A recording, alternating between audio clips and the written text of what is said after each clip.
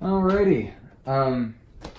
So we're gonna take a look at all of Shimano's smaller reels, and I just kind of like when I was getting into these, this is like something that I would have wanted to see is kind of like comparing and contrasting all of them, and I have them laid out here from most budget to most high end. So we'll start, this way and kind of work our way over to the granddaddy Aldebaran. So starting with the U.S. market standard SLX, this thing has been phenomenal this year with me. I was really worried when they first came out because the Casitas, I love the Casitas. It's almost becoming a legend, in its own right. So when I saw this, it's all blue, and it just, and there was no SVS Infinity. I was like, oh no, what are they doing, But those, man, like this has been my frog reel this year, actually, weirdly enough. Because I live in the Northeast and like frogging starts off slow up here. So I was like, well, let's toss some 832 Suffolks on my cheapest reel and throw frogs. And it never needed to change. Like even when frogging got crazy, like this week I probably caught 30 bass alone on frogs. And so I put this thing through hell. Anybody who frog fishes on the regular knows that you destroy your frog reel more than any other reel. You're throwing it up into cover, twitch, you crank it back really fast. Next thing, when you get a hit, you really rear back hard on it. They just get abused, compared to other reels. And this thing has held up brilliantly. I mean, I oil it once a month, like you should any centrifugal brake reel, and it feels just as good. It actually is like loosened up a little bit. It feels better than it did when I got it back in the fall when they first came out, and just tossed it around the yard, getting used to it, and it's actually loosened up and become better with time. So these are great reels. And for like $80, if you look and find one of these, you can find them for like $80, and that's just about as good as you can do. And you don't have to worry about the braking. It's as set and forget as the old 50Es. Which brings me to these next two SLX models, the XT and the MGL. The XT I use for spinner baits, and to me it's more of like a psychological thing to have a dial here, for a spinner bait. If you throw the spinner bait and you got some wind going, which is normally when you throw a spinner bait, that's a really bulky sail of a bait, and you can backlash very easily. So just for me, having this dial here kind of like helps out a little bit. Even then I don't really adjust it too much. So this thing has been great. It's probably the best value on this table as far as newer reels go, because it's like $110. You can get them shipped to the States for like $110. So great. Everything about this reel goes for this reel as well. The MGL is basically, the same thing as the XT with an MGL spool. I use mine for light jigs, and I throw it weightless flukes on it when I need a couple of them. Because I have the Aldebaran, which usually does my light fluke duty. But this I will throw like weightless flukes on it. Anything smaller, and the MGL spools are just great. They're like one of the greatest engineering feats. I don't know if feats the word, but one of the greatest engineering things that Shimano has done. This spool is just lightning fast, but doesn't really backlash on you too hard either. So this is a great reel. I consider it to be on a level with the Curado 70 for sure. And actually, I like it as far as like a functional reel goes. I actually like it a little bit better than the Curado 70 because it's more controllable. So that's the SLX models. All right, moving on down the line to what I consider to be the best kept eBay secret in bass fishing, the Scorpion XT 1000.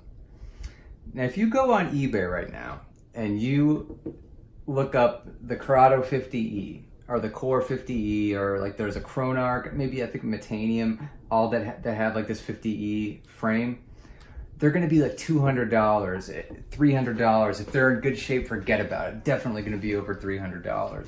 But the Scorpion X, for whatever reason, you can find this thing for like $100, sometimes even a little bit less. I might have paid less than $100 for this when I initially bought it. I don't know why guys sell them so cheap. There's guys over in Japan, but they do. And this is the same exact reel, almost 100% as a 50E or a Curado 50E. There's probably been some more upgraded components in it since it's a JDM market reel. I mean, it's made in Japan. It's got those old sort of VBS brakes in it, which, might turn some newer guys off, but I don't know. I mean, one thing actually, I was thinking about this reel, I was lining them all up and kind of thinking of some attributes about them. I don't remember the last time I've really backlashed this reel. I might have gotten a couple of loops here and there, but like the Curado 70, like I could probably name 3 times off the top of my head where this thing has exploded on me. Maybe a couple with the Aldebaran. These are still new, so I haven't really developed any thoughts about them as far as that stuff goes. But this reel is just, they found like such a perfect sweet spot as far as like spool control goes with this reel. I just don't ever really consider my braking when I'm using this. That's really its biggest attribute. It's just such an easy reel to throw. One thing to note about it, it's not a good thing or a bad thing, is that since it's an older reel, one trend in bass fishing that nobody really talks about is that newer reels, even this is kind of a newer reel, definitely newer than this thumb bar sits, basically, your thumb can kind of almost rest up against your rod. Same thing with this. I mean, this is really low. Your thumb can sit on top of your rod while you're spooling. Same with all these guys down here. This one, it's noticeably higher. Like almost like a quarter or a half inch higher. So your thumb is going to be off your rod when you're thumbing the spool on the cast for this reel. Just one thing to note about it, Again, it's not a good or a bad thing. It's just something that, really, when you're out there rocking it for like a 6 or an 8 hour day, it's not going to really make that much of a difference to you. You're just kind of throwing them out, and but it's, it's something this is what distinguishes this to me as being, okay, that's a little bit of an older reel. You can feel that when you bring it down, your thumb is riding off of your rod. But on the retrieve, it feels, in your hand, to me, just as good as, anything else on this table. I can't recommend this thing enough, especially if you're looking to get into like those older E-series Curados that all, and Chronarchs and Scorpions and all these guys drool about on bass fishing forums. This is just about the best entry into that series as you can get. You don't have to invest much, $100, sometimes less, and you get a made in Japan, amazing fishing reel. Can't recommend this thing enough.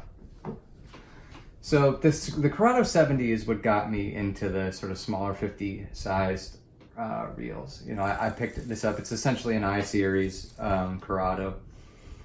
And this is the most comfortable reel I've ever held in my life on the retrieve. There's something about this, the way my thumb sits on top of it, it's just perfection. This is like, if you want to assign comfort like a percentage point, this is 100. And that's this reel's greatest attribute to me.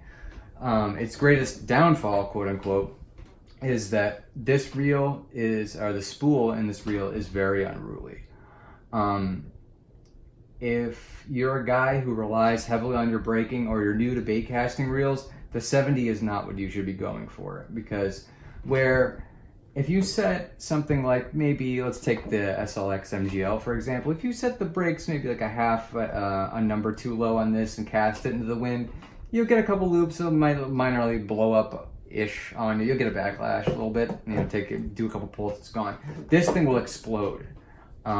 It's a completely different animal. It's very unruly, and it will not hesitate to kick your ass. But for a guy like me, I've been fishing for 30 years. It's just something I know about the reel. It's not like something that really bothers me about it. I just, it's something that I know about the reel. But it's definitely something to note. If you're newer or you rely on your braking, the 70 is not for you. It's definitely a big boy reel for sure.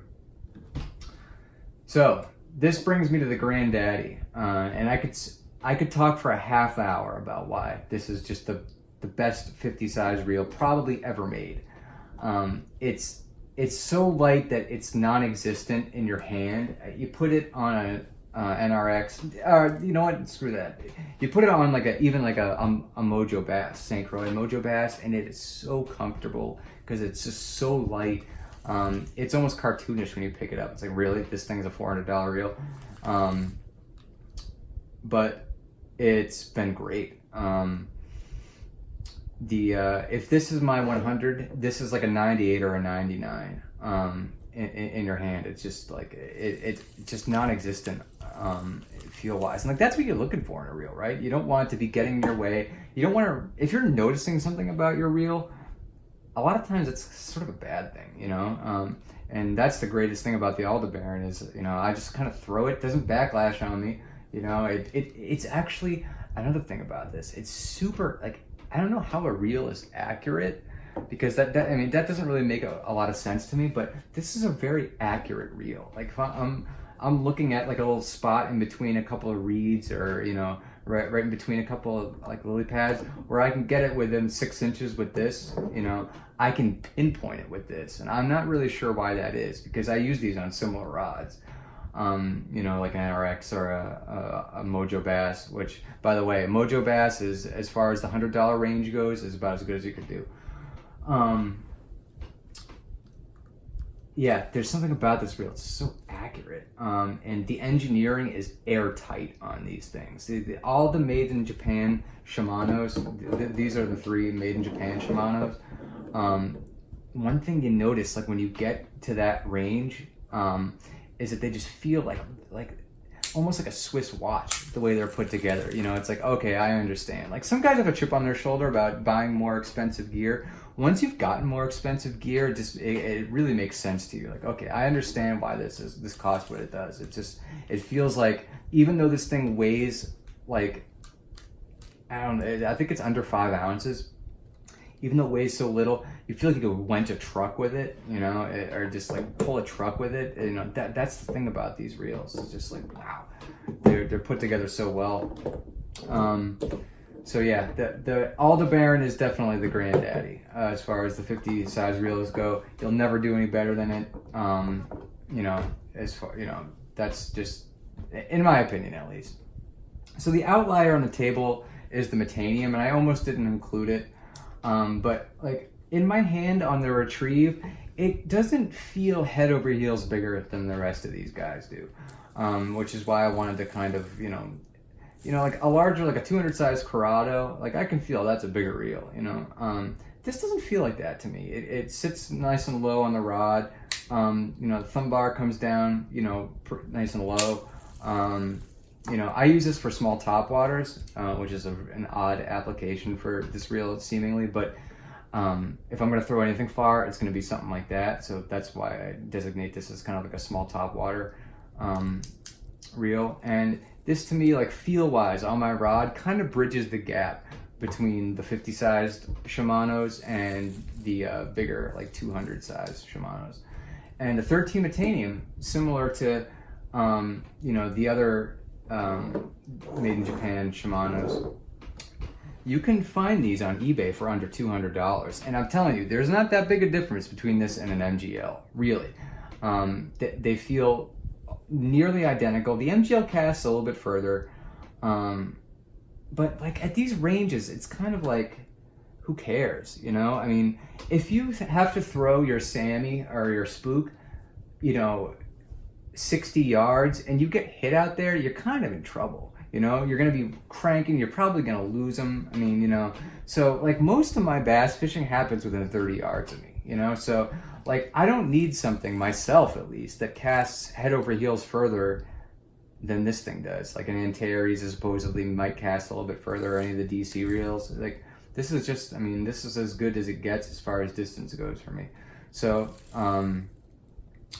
so yeah, that's but again, the reason that I included this is it kind of bridges the gap in feel for me between the 50 and the 200 size Shimanos in my hand on the Retrieve.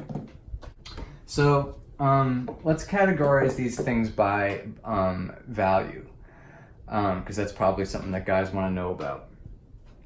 To me, the best newer value on the table is absolutely the XT. You can get these things for like $110, maybe like $120 shipped. I think I got this from like some cat in Australia or something like that, and you know, has the great knobs, you know, just like the Curado K or the standard SLX, and you get the SVS Infinity 2, which not to me, but to most people is considered to be an upgrade from the VBS. So this is definitely best value on the table, in my opinion. Followed closely by this, just because you can get these for like $80, and for $80, again, I put this thing through hell on earth, and I can already tell it's going to stand up to the Curados. And to get an $80 reel that is going to might last you a decade with a good maintenance is awesome. Then these two, actually, no, before we get to those, then this is in a category all its own. If you're looking to get into the 50E, the older 50Es, just want to feel what they're all about, the Scorpion XT1000 is where it's at. I mean, I have so much respect for this reel. I have more respect for this reel than any other reel on the table. You know, it's got heritage, you know, and it just looks awesome, you know. So let's put that there. Then the Curado 70 and the SLX MGL are both kind of similar to me value-wise. If you're a more experienced fisherman and you don't really need the MGL spool for anything super light, then the 70 is fine. It's an incredible feeling reel. Again, it's my 100 as far as comfort goes. There's no more comfortable reel in the world to me than a Curado 70. This is, you know, this is up there. It's maybe 95% to me, you know, the comfort of a Curado 70, just because, you know, if you sort of notice kind of what's doing here on the top, like that, your thumb fits great there. You know, fits like not quite as good, but still amazingly here. So, yeah. The other thing is you'll be able to find parts for this a little bit longer, probably down the road, since it's a newer reel. And then the Aldebaran and the 13 Metanium. People look at an Aldebaran and consider it to be a $400 reel.